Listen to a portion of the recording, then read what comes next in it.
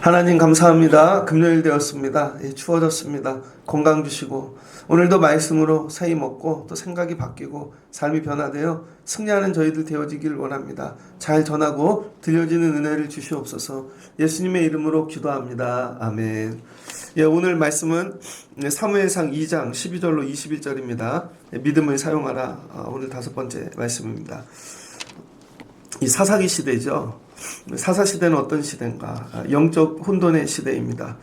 오늘날 우리 삶은 어떤 시대인가? 기술적으로 AI 시대로 들어가고 세상 정치, 경제 여러 해석이 있을 수 있겠죠. 그러나 한마디로 얘기하면 영적인 문제가 가득한 세상입니다. 그래서 우리 사는 모든 건 영적 싸움입니다.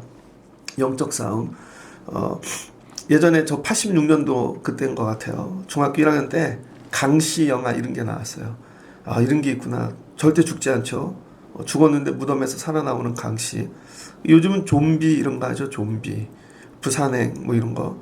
그 다음에 브래드 피트 나왔던 11호인가요?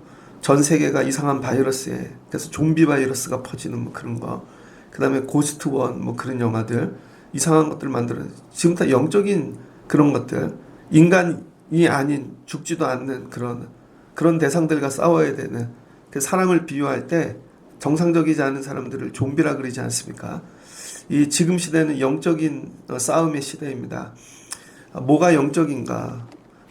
눈에 보이지 않는 모든 것들을 지칭하는 거예요. 사람의 생각이 눈에 보이지 않잖아요. 근데 그 생각과 싸우는 것입니다. 그게 모이면 개념이 돼요. 그 개념이 더 커지면 사상이 되고 이념이 되고 삶을 지배하는 이데올로기 원리가 되어지죠. 그래서 우리는 눈에 보이지 않는 것과 싸웁니다. 예를 하나 들면 아이 하나가 미용실을 갔어요. 근데 미용실 아줌마가 그 아이 머리를 삭발을 하기를 원하는 거예요. 그것도 반삭. 그 아줌마가 어디서 그걸 본 거예요. 그 생각이 그게 가득해. 근데 아이가 말을 못하고 그 생각과 싸우는 거죠. 반쪽만 밀면 안 돼요. 반삭을 하면 안 돼요. 근데 결국은 힘이 안 되니까 몸으로 저항하다 실은 그 생각하고 싸우는 거죠. 머리 반삭이 됐어요. 근데 반쪽은 또 염색을 해놨네. 그랬더니 아이가 학교 갑니다. 그 아이는 뭐예요? 그 아줌마 머릿속에 있는 생각의 결과잖아요. 생각이 현실이 돼갖고 걸어 다니는 겁니다. 그랬더니 애들이 처음에는 왜 저래 하다가 멋있네 나도 해야지. 걔네들이 다 그렇게 하고 다녀요. 똑같아졌어. 실은 뭐예요? 생각에 물든 거죠. 생각에. 세상이 그런 거예요, 여러분. 처음엔 생각으로 막 저항한다고요. 안 하려고.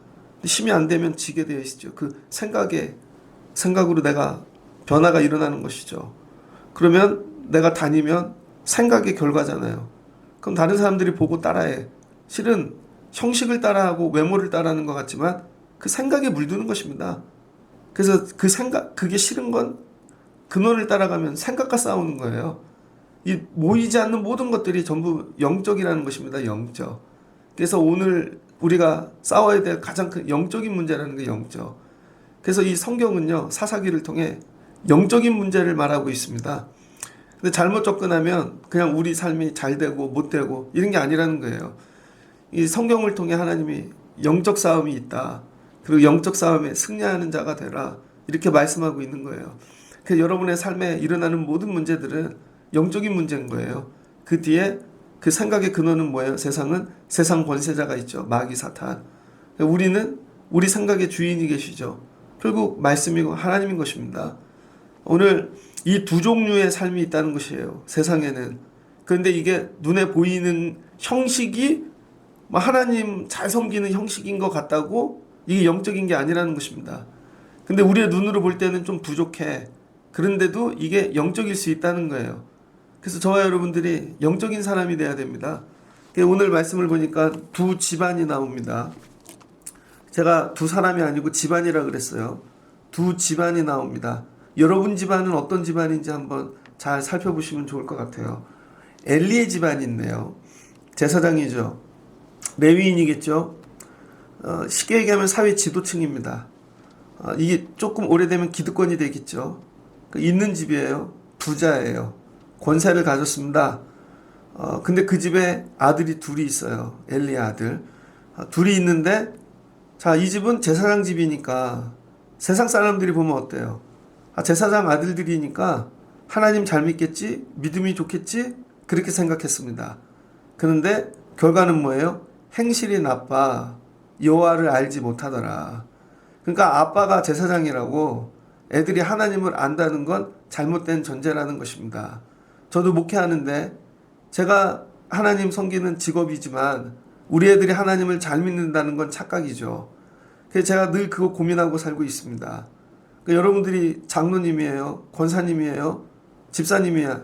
여러분이 믿음이 있다고 애들이 여러분 따라다닌다고 믿음이 있을 거라고 하는 건 착각인 것이죠.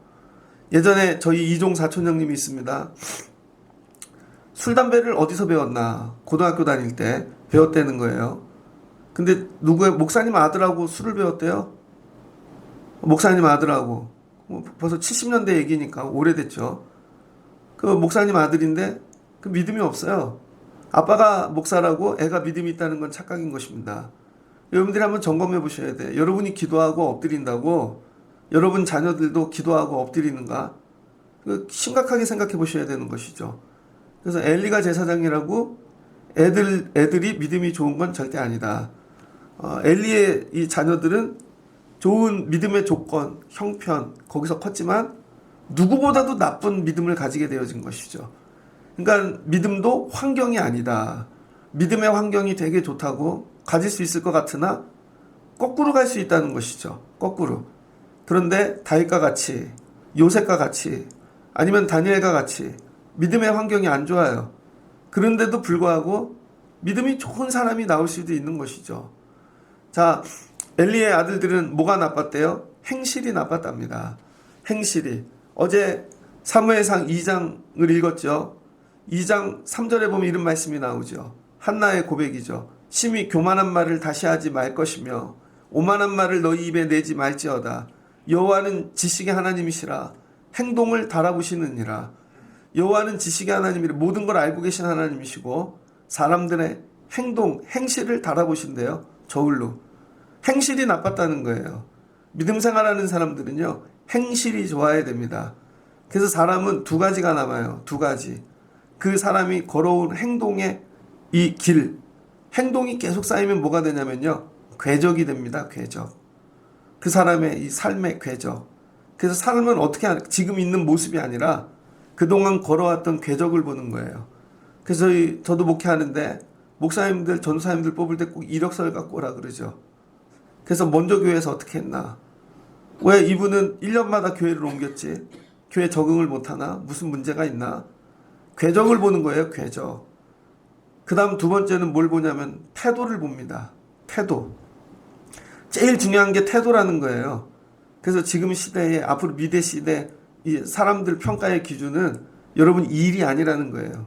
능력도 아니고 궤적과 태도입니다. 태도가 모든 걸 결정하는 거예요. 태도가 나쁘면 믿음이 나쁜 겁니다. 태도가 좋아야 되는 거예요.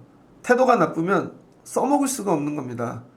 그래서 신앙생활을 잘하려면 여러분 믿음을 먼저 집어넣고 말씀을 막 집어넣는 것보다 행실을 가르쳐야 된다는 거예요.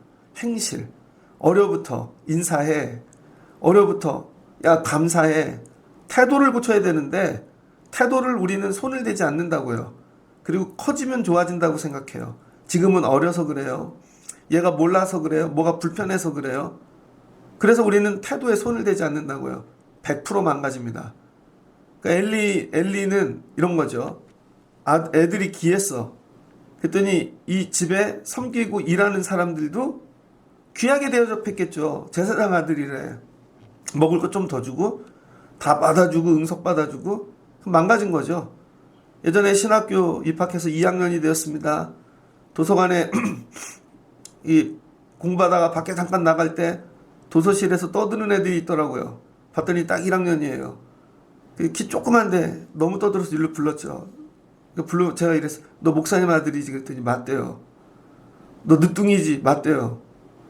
그래도 일로 와봐. 그리고 되게 혼냈어요. 나중엔 되게 친해져갖고 지금까지 교제하는 목사님이 됐는데 왜 그래? 안 혼나고 크니까. 교회에서 목사님 애라고 안 혼나고 크니까 행실이, 근데 심보는 되게 착했어요. 이게 몸에 드러난다는 거예요. 살면서 행실이 나쁘면 여러분 믿음 생활을 제대로 할 수가 없습니다. 그래서 아동부 유치부 때 가르쳐야 되는 거 실은 말씀보다 태도를 가르쳐야 돼요. 교회 오면 어른들에게 인사해. 교회 예배당에서는 이렇게 하는 거야. 누가 뛰어다녀? 예배당에서는 어려부터 이게 행실을 가르쳐서 예배당이 어렵고 교회가 어렵고 예배 시간이 두렵고 떨리고, 여러분 이런 걸만 가르쳐야 돼요. 교회 있는 거 함부로 만지는 거 아니야. 그거 네 거 아니야. 그 양보할 줄 알고. 근데 이 행실을 가르치지 않으니까 나중에 어떻게 돼요? 자기 행실의 주인이 내가 되는 거예요. 내가. 그럼 어떻게 돼요? 내 소견대로 행하게 되어지겠죠. 그래서 하나님을 모르게 되는 거예요. 그러니까 여러분이 믿음이 좋다고 여러분 자녀들이 믿음 가졌다는 건 착각인 것입니다. 그래서 이 성도는 태도를 봐야 돼요. 저 성도가 걸어온 신앙의 쾌적, 그걸 하나씩 다 뒤돌아보면요, 반드시 다시 그런 일이 생기면 그렇게 합니다. 그 사람은. 그래서 그게 중요한 거예요. 태도를 고쳐야 여러분 축복이 시작되어진다는 거예요. 그러니까 여러분이 뜨겁고 부르짖고 그래서 되는 게 태도를 고치셔야 돼. 태도. 그래서 요즘 MZ 시대, MZ 이 세대 아이들이 뭐에 중독됐냐면 도파민에 중독됐답니다. 도파민이 뭐냐면 중추신경을 자극하는 거예요. 중추신경을 자극하는, 사람 중추신경을 자극하면 어떤 일이 기쁘다는 거예요. 힘을 얻고. 그게 마치 패스트푸드 같은 거죠. 맨날 밥을 먹다 처음으로 햄버거를 먹었어. 콜라를 먹었어. 못 끊죠. 그래서 애들이 기운이 없으면 그래도 또 햄버거라도 먹어라. 피자라도 먹어라. 통닭이라도 시켜 먹어라. 패스트푸드에 중독된 겁니다. 그럼 어떻게 힘이 나죠. 밥을 안 먹어도. 그런 게 뭐가 있나? 마약, 술, 그 다음에 요즘은 SNS, 유튜브. 이게 나를 자꾸 자극하는 거예요. 그거 볼 때만 즐거운 거예요. 도파민에 자극된 것입니다. 그러면은 주체적인 일상의 생활을 살 수가 없다는 거예요. 근데 우리는 어려부터 핸드폰을 던져주죠, 애한테. 도파민에 자극 중독되거나 그냥 아예 얘야 어려부터 테레비, 뭐 뽀로로, 뭐 이런 것들, 애들이 거기서 헤쳐나오지를 못하는 거예요. 그래서 어떻게 돼요? 세상에 못 나가죠. 그래서 지금은 나이가 30이 돼도 일을 안 합니다. 세상에 절대 안 나가. 그게 다 중독되어진 거예요. 지금은 중독과의 싸움입니다. 그러면 어저께 뇌 신경학자가, 제가 공부를 해봤더니 중독은 어떻게 이기는가? 중독을 이기는 법이 있대요. 중독 이기는 법. 중독된 사람들의 특징, 멍을 때립니다. 그 자극이 들어오지 않으면 늘 멍 때리고 있어요. 멍해. 다른 사람 말도 안 들어. 아무것도 안 해. 그 다음에 그걸 못하게 하면 과격하죠. 왜? 중독됐는데 못하게 하니까 과격합니다. 이 증세들이 다 중독이에요. 치료하는 방법이 뭐냐? 글쓰기를 하라는 거예요. 글쓰기. 자연 같은 데 들어가서 몰입해갖고 글을 쓰래요. 이 중독에 빠져나오는 이 특징은 몰입해야 되는 거예요. 몰입을 바꿔주는데 글쓰기. 그래서 글을 오래 쓰고 나면 이게 도파민이 끊어진다는 거예요. 너무 어렵잖아요. 여러분 글쓰기 안 하는데. 그럼 다른 방법이 뭐가 있냐? 운동이라는 거예요. 운동. 근데 조건이 있다는 거예요. 1시간 이상을 해야 된다. 1시간. 1시간 이상씩 글쓰기나 운동을 하면 도파민 중독에서 이거 해결할 수 있다는 거예요. 그럼 애가 생각이 바뀌어요. 그래서 아이들을 규칙적으로 운동을 시키고 글쓰기를 하고. 여기 글쓰기에서 받은 은혜가 뭐냐면, 여러분 하나님은 세상을 창조하셨죠. 뭘로 창조하셨어요? 말씀으로. 그래서 말씀으로 창조한 세상이 어때요? 보기에 좋죠. 그래서 말씀이 들어오면 좋아집니다. 그래서 저와 여러분이 중독을 이기는, 영적인 싸움에서 이기는 방법이 뭐냐면 말씀인 거예요. 그래서 말씀을 하루에 1시간 이상, 그 새벽 예배 1시간 하루에 예배 드리고 시작한다. 그럼 이 말씀이 하루 종일 가는 것입니다. 근데 우리 아이들이 말씀을 드린 지가 오래됐어요. 이미 다른 거에 중독이 돼버렸어.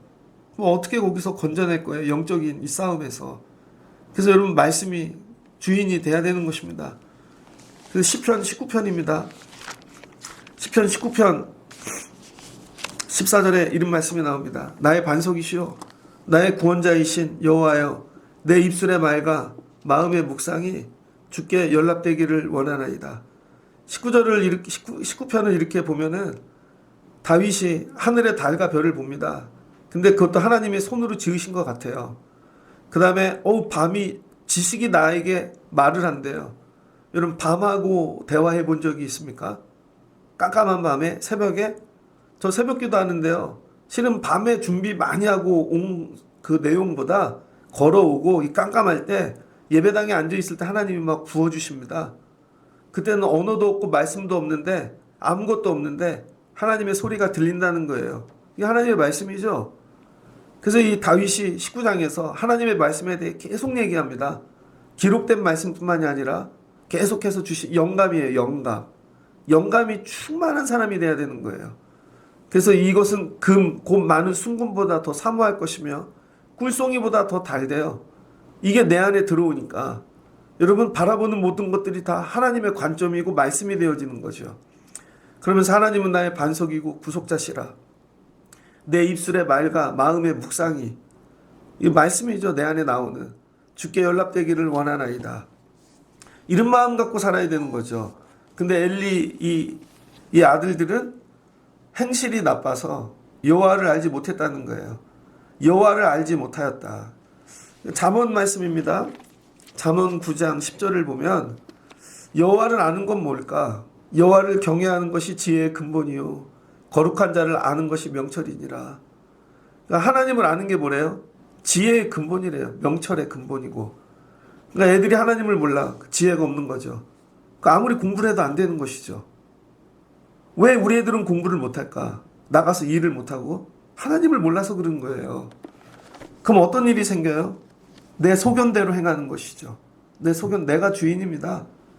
그럼 내가 주인된 사람, 이 아이들의 특징은 어떤가? 13절을 보니까 여러분 이때는 예루살렘 성전이 아직 지어지지 않으니까 산당에서 관습을 따라 제사를 지냈다는 거예요.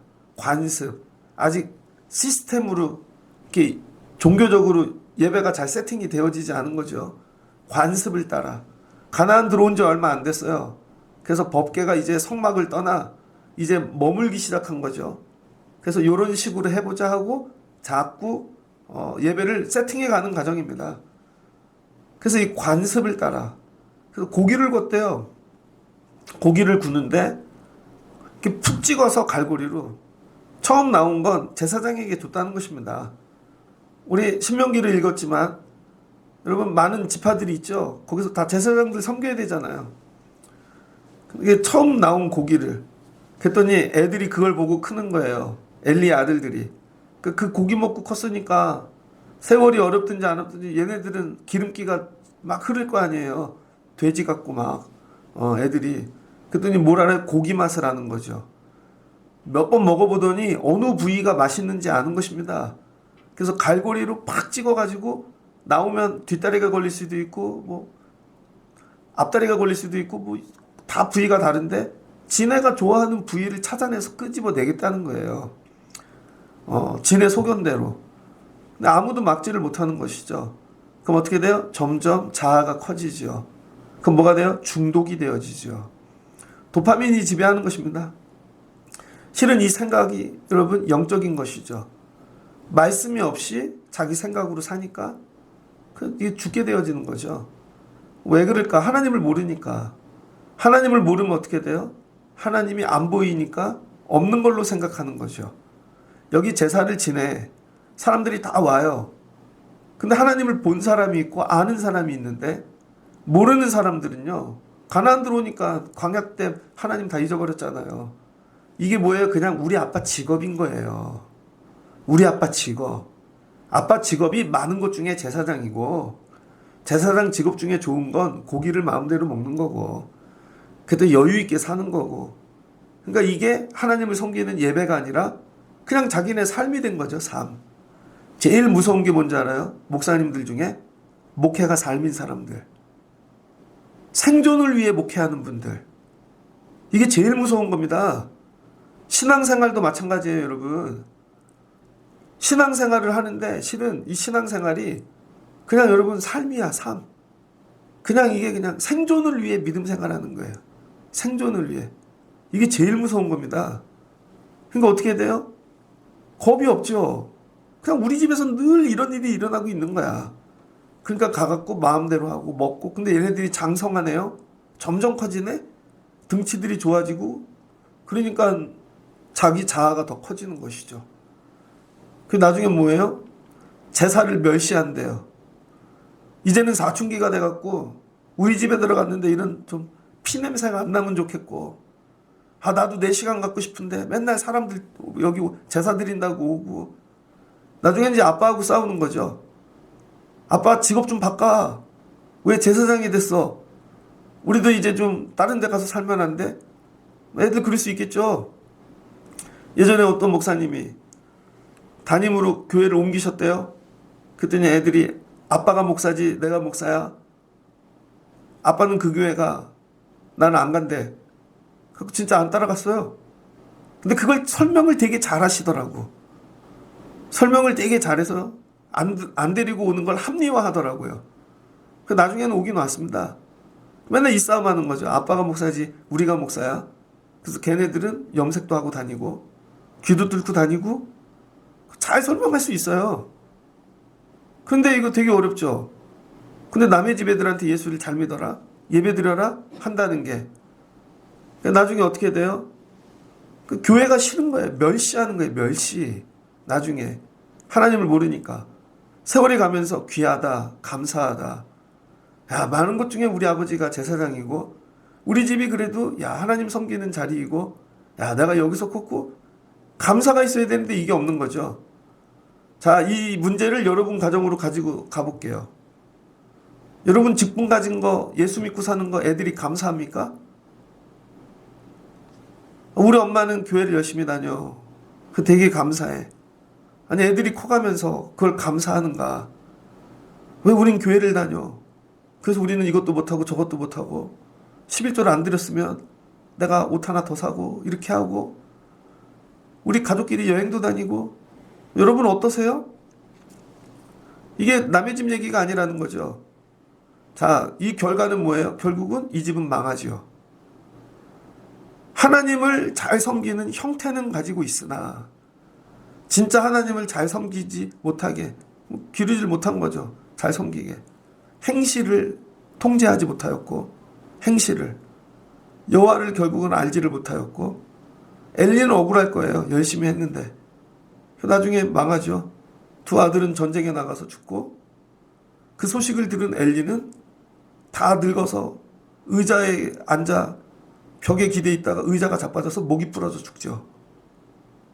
결국은 망하는 것입니다. 자, 근데 이 집에 또 다른 애가 하나 있죠. 누구의? 사무엘. 사무엘은 한나가 하나님께 기도하고 들인 아들이죠. 셋째 아들인 거예요. 엘리에게. 셋째 아들. 근데 어렸을 때부터 세마포 에봇을 입혔대요. 자, 행실과 태도는 뭘로 구별되는가? 옷입니다. 옷. 교회 갈 땐 이런 복장을 입어야 돼. 우린 되게 가뿐하게 여긴다고요. 아닙니다.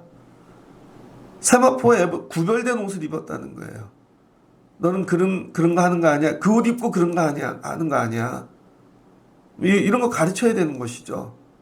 교회 올 때 입는 옷, 하나님 앞에 세상 나갈 때 야 편하게 야 그렇게 입고 다니는 거 아니야. 뭐 이런 정확하게 가르쳐야 되는 것이죠. 저는 전도사 교복을 안 입어봤거든요. 저희 형님 때부터 교복을 입고, 그 학교가 제 동생도 교복을 입었는데 저는 중학교도 제 밑에부터 교복을 입고 교복 안 입었어요. 고등학교 갔는데도 제 밑에부터 교복을 한 번도 안 입었어요. 그러니까 전도사를 나가는데 넥타이를 못 매겠더라고요.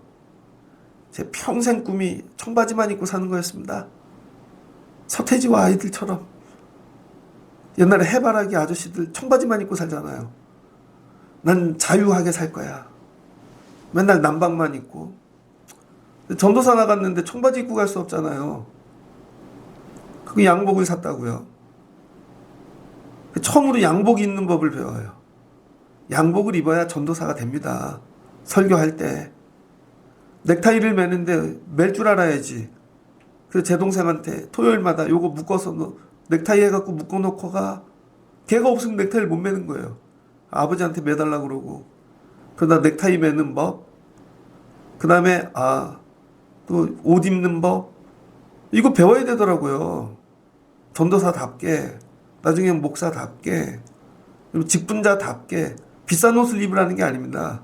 구별되게 딱 입는 것만 봐도 야, 저 사람은 하나님 섬기는 사람인가 봐, 이런 거. 그럼 뭘 가리켜요? 옷이 바뀌면 태도가 바뀝니다. 태도가 바뀌면 행실이 바뀌게 되어져 있습니다. 사무엘은 어려부터 빡세게 길렀다는 거예요. 어려부터. 그 다음 어디서? 여호와 앞에서 섬겼대요. 다른 데 아니고 여호와 앞에서. 두 가지 의미가 있겠죠. 제단 앞일 수도 있고 날마다 하나님 앞에서 기르듯이 했다는 얘기일 수도 있고. 근데 아예 그냥 하나님 제사하는 산당에다 갖다 바친 거잖아요. 어려부터. 그리고 어머니는 1년에 한 번 예배하러 제사하러 오면 아이 옷을 지어 갖고 왔대요. 왜? 1년 동안 컸으니까 옷만 바꿔준 것입니다. 이건 뭐예요? 성장할 때마다 옷을 바꿔 입혀야 된다는 것입니다. 여러분도 믿음의 성장을 이루면요, 날마다 옷을 바꿔 입으셔야 돼요. 새 옷으로. 나는 중학교 때 모습만 하고 있을 거예요. 중학교는 고등학교 때까지 교회 잘 다닙니다. 청년부가 싫어. 저희들도 그랬거든요. 고등학교 딱 졸업하니까 저희 동기들이 고3이 한 17명 됐어요. 그랬더니 다 잡아가. 성가대에서 잡아가고 교사가 잡아가고 봉사하는데. 근데 그거 도망가는 애들이 있습니다. 싫다고. 그러면 고등학교 때까지 믿음으로 끝나는 거예요. 고등학교 때 새 옷으로 갈아입어야 되는 것이죠. 군대를 갔다 와. 그럼 새로운 걸로 갈아입고, 또 결혼을 해. 집사의 옷을 갈아입고, 세월이 가면서 옷을 갈아입어야 되는 것이죠. 그래서 여러분, 잘해서 갈아입히는 것도 있지만 부족한데 갈아입혀서 그 옷에 걸맞게 살라는 것이죠. 매년 옷을 갈아입혔답니다. 그랬더니 엘리가 그 아내 한나를 축복한 것이죠. 하나님이 이 여인에게 복 주시기를 원하노라. 그래서 이 하나님께서 한나를 돌보시고 세 아들 두 딸을 낳게 하셨다는 것이죠. 그러니까 이런 거예요.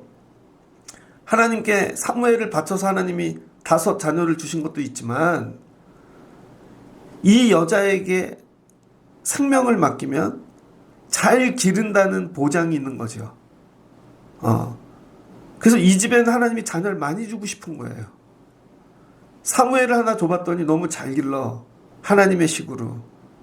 그래서 하나님이 야, 얘는 5을 줘도 되겠다, 이런 거죠. 근데 엘리네 집은 2를 줘봤더니 개판으로 기르네. 진짜로. 또 주면 또 그렇게 하겠지. 그러니까 끊기는 거예요. 대가 끊어져 버리잖아요. 영원히. 그러니까 하나님이 하나를 주실 때 하나님 보시기에 온전함으로 기르는 것입니다. 온전함으로. 그러니까 두 집에 나중에 완전히 두 가정이 전혀 다른 길을 가게 되어지는 거죠. 그래서 저와 여러분이 얘기하잖아요. 저는 모태신앙이에요. 모태신앙이라는 건 믿음의 조건이 좋은 가정에서 태어났다는 거죠. 근데 그게 여러 혜택은 줄 수 있으나 내 믿음하고는 아무 상관이 없더라. 아무 상관이. 저는 늦게 믿었는데요, 그것도 아무 상관이 없더라. 결론은 조건이, 환경이 아무 상관이 없더라. 우리 아버지가 목사인 거하고 나하고 아무 상관없고, 내가 목사인 거하고 우리 애들하고 아무 상관없고, 여러분도 마찬가지라는 거예요. 여러분이 저는 좀 부족한데요, 그래서 여러분 자녀가 부족해? 그게 논리로 합리화될 수 없다는 겁니다. 아무 상관없다는 거예요. 나는 나고 얘는 얘고. 그래서 얘는 얘 믿음으로 사는 거죠. 얘 믿음으로. 대신 얘 믿음이 잘 자라게끔 도와줘야 되는 거죠. 하나님 앞으로 우리가 도와줄 최고의 것은 행실이에요. 행실. 행실을 잘 가르치고 태도를 잘 가르쳐 놓으면 그 행실과 태도가 이 아이를 끌고 성장하게 만드는 것이죠. 그래서 더 좋은 믿음의 사람이 됩니다. 선생님 하시는 분들, 여러분 한 30년 하잖아요. 그러면 딱 보면 안 돼요. 이 아이가 커서 어떻게 될지. 저 그거 맞다고 봐요. 딱 보면 알아요. 제가 이 중에 공부할 애가 있나 없나. 왜 30년 해보니까 뭐가 보이는 거예요? 태도, 행실. 근데 그 태도, 행실 뒤에 누가 있어요? 부모. 그 아이를 통해 부모가 다 보이는 것입니다. 정말로 부모가 한 대로만 해. 그래서 여러분, 지금 내가 하고 있는 게 우리 아이들이 그대로 배운다. 그래서 이게 축복이 될 수도 있고 저주가 될 수도 있고 이미 내 안에 다 있다는 것이에요. 근데 우리는 나의 태도와 행실을 바꿀 생각은 없으면서 그냥 얘가 잘 되기를 원해. 아니라는 것이죠. 말씀을 마무리하고자 합니다. 하나님께서 사사시대 두 가정을 샘플로 보여주시는 거예요. 두 가정을. 그래서 엘리는 뭐예요? 엘리 가정. 선민. 마치 이스라엘 같아. 그냥 우리 이렇게 태어나면 다 돼. 그런 거 없다는 것입니다. 여기 들어와서 너희들도 각자 최선을 다해 하나님 알기를 힘쓰고 그 다음에 좋은 태도와 신앙의 궤적을 만들어 가야 된다는 거예요. 이걸 자녀들에게 힘써 가르치지 않으면 하나님 앞에 살아도 망할 수 있다는 것입니다. 차라리 하나님을 모르면 괜찮은데 아는데 하나님을 멸시하는 거죠.